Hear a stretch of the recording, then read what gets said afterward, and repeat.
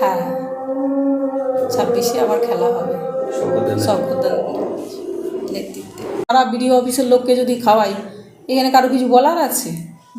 তা তারা তাদের তারা তাকে হয়তো পছন্দ করে, ভালোবাসে, সেই জন্য এতে আমাদের কিছু বলার নেই। কি ব্যক্তিগত সবার প্রত্যেকের স্বাধীনতা আছে, তারা মিষ্টি খাওয়াতে পারে, ফুল মালা পরাতে পারে, এটা কোনো ব্যাপার নয়।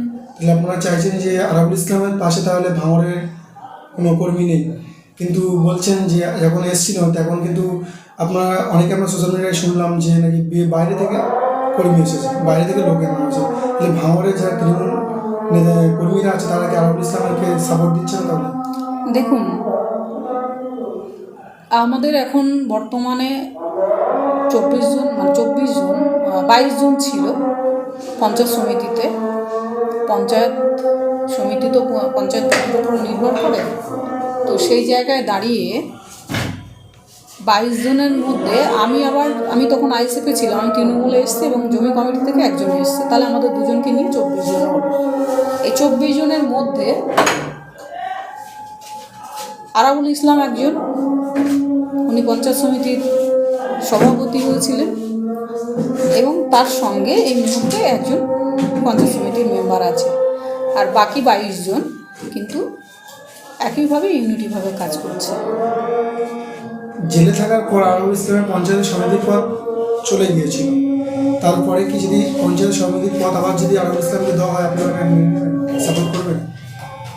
দেখুন, এখন তো ওনাকে আইনি প্রক্রিয়া মেনটেন করে ডিএম থেকে বা এসডিও থেকে অর্ডার নিয়ে এসে তারপর আবার উনি চার্জে বসবেন।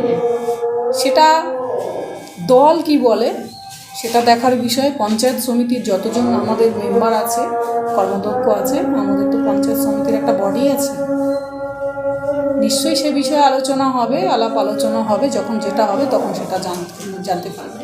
আগামী দিন কীভাবে কাজ করছেন, দলে কীভাবে করছেন,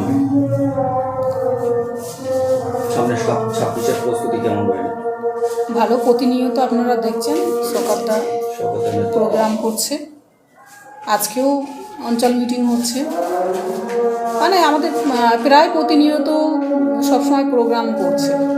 আগে একরকমভাবে হতো, সরকারটা দায়িত্ব পাওয়ার পর থেকে কন্টিনিউ সবসময় কর্মীদের সঙ্গে টাচে থাকা এবং তাদের নিয়ে কখনো ছোটোখাটো কর্মী সভা করা হচ্ছে, কখনো রক্তদান শিবির, কখনো বস্ত্র বিতরণ, কখনো দেখুন খেলা, বা কখনো আপনার কর্মী মিটিং, বিভিন্ন প্রোগ্রামের মাধ্যমে বড় বড় সমাবেশ, অনেক কিছু, মানে প্রতিনিয়ত কোনো না কোনো একটা কর্মসূচি থাকছে।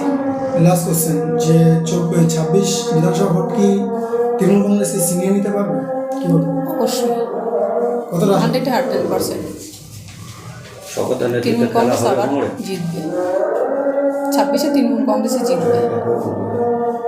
শওকতদার নেতৃত্বে কি ভাঙড়ে খেলা হবে আগামী দিন 26-এ? হ্যাঁ, 26-এ আবার খেলা হবে শওকতদার।